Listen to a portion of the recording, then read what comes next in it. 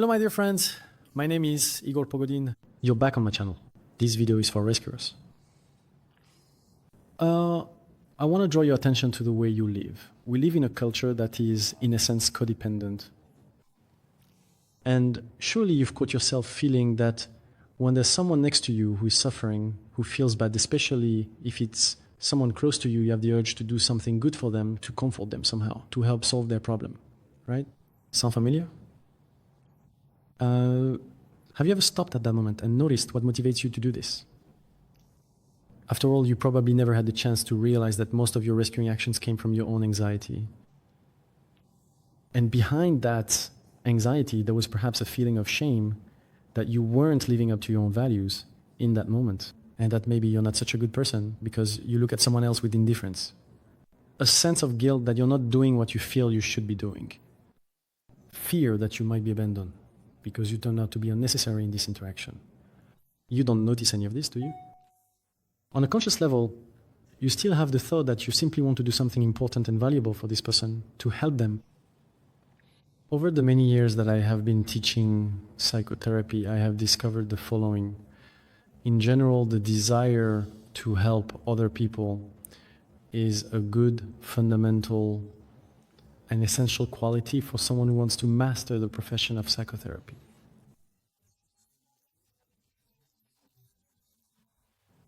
But when this becomes a tactic and every action we take toward our clients is driven by it, therapy simply falls apart. Are you familiar with a situation when you encounter a rescuer? Surely you also know what it's like when you yourself become that rescuer. Right? Yes? Quite often, the role of the rescuer is not just unhelpful or even useless, it is actually harmful. Well, for example, you probably know that people who suffer from various forms of addiction, such as alcohol addiction, often suffer because of rescuers. People who end up in victim situations in abusive relationships also suffer from rescuers, because rescuers reinforce their victim status. Rescuers reinforce the status of a person as dependent, as someone suffering from alcoholism. You see what I mean, right? It would seem that everything is done with the best of intentions, but somehow it always turns out crooked, as they say. When we try to rescue another person, what's the real problem? It's that we're not actually thinking about them at all. At the level of consciousness, for us, and perhaps even for some of your other close acquaintances, it looks like this. But rescuing is never a conscious and free choice. When we try to rescue someone, especially without them asking for it, we might be nearby, we might try to warn the other person, we might comfort, love, or protect them if, of course, they ask us to do so. We can love even if they don't ask, because that's our nature, not just a reaction to their request. But when we're rescuing, we always want to do something to them. This means that what is happening to the other person right now doesn't suit you.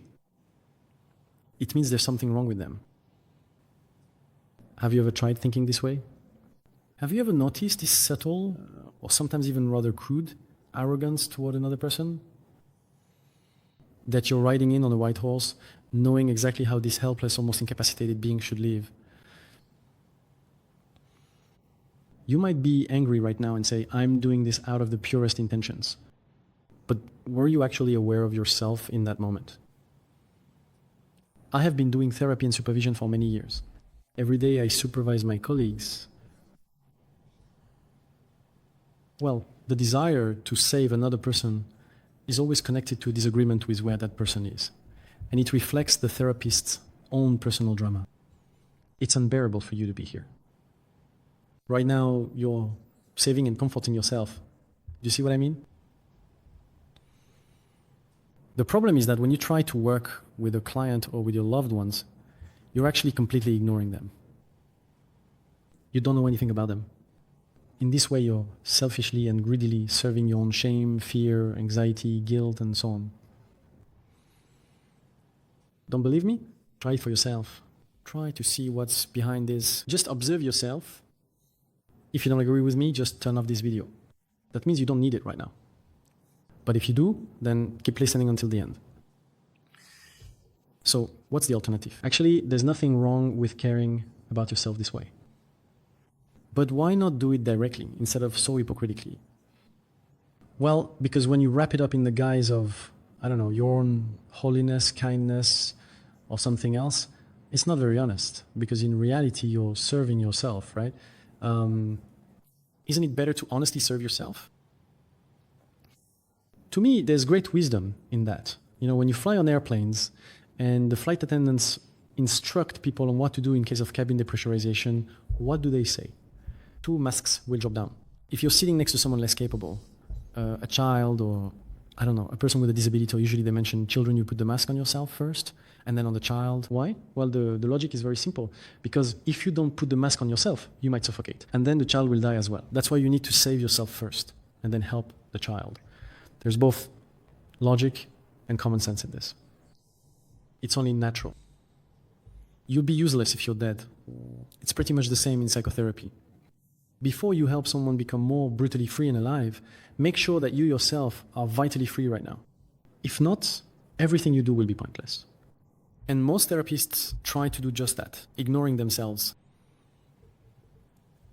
In experiential psychotherapy, the only source of intervention is yourself, and in Gestalt therapy as well. Gestalt therapy is not about technique, while many Gestalt therapists I know try to be technical and do therapy the right way, but it's pointless.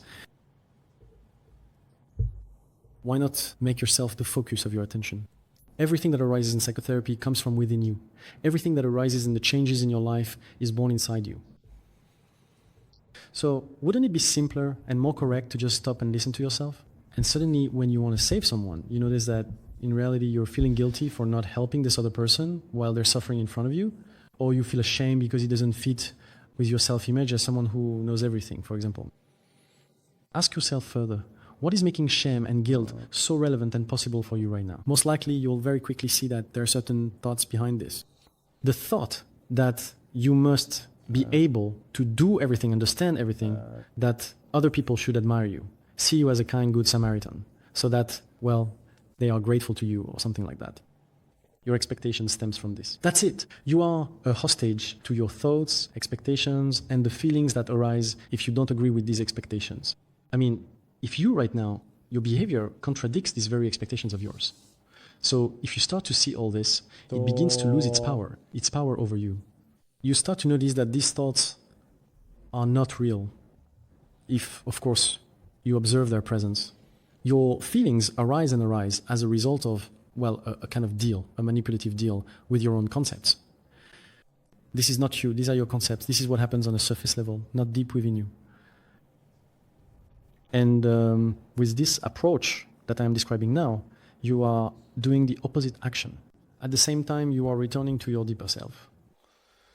All right? Then what is being born inside me? And suddenly you notice that some kind of compassion is being born within you. From it, certain words are born towards the other person, which turn out to be much more effective than all your rescuing. Yes, perhaps if the person expects you to engage in codependent behavior they're waiting for you to start saving them. They play the victim, and you are supposed to comfort them. That might not happen from a place of presence. Maybe something similar will happen, but it's unlikely. Something else might happen, but that something else will definitely be more mature. That other thing will definitely be much more effective in terms of changing the other person's life. So the greatest thing you can do for the people around you is to become free yourself, to wake up yourself, to feel for yourself that you are presence. Not to help others do it, but to try to do it yourself. If you help others do it at the same time, that's not bad, that's good. But don't forget that your life is your life. Who are you? And that is a major contribution. For example, when I sit in front of my clients, my main job, just as when I conduct supervision, my main job is to help my therapists do this, to remain free, sensitive to themselves, attentive and present. That's all that's needed.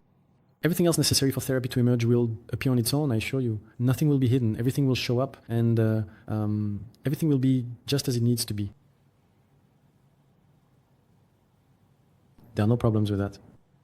It's just like the thoughts that arise in your mind, but they are not you. And so you notice all of this. And then, I assure you, if you notice and expose all your tendencies toward rescuing others, you will stop trying to save people, but you will truly become warmer, more loving, and more compassionate. You will stop walking around in the black cape of that duck, remember? The one who flew around in the cartoon Darkwing Duck, I think that was its name. He would fly around saving everyone. Or like Chip and Dale. You will stop being a hypocritical character who wears a white coat under a black cape. Instead, you will become truly loving and compassionate. And from that place, great interventions are born. Even if you're not a therapist, the same principle applies to your loved ones, friends, acquaintances, parents, and children. Start from there. In a sense, what I'm advocating for could be called a certain degree of selfishness. But that's not quite accurate, because it's not the ego that is focusing attention. It's more a kind of centering on oneself, you could say. Because only from this care for oneself, does genuine care for others truly arise. Care for others without care for oneself is always a surrogate. That's basically the story. I hope this video was helpful for you.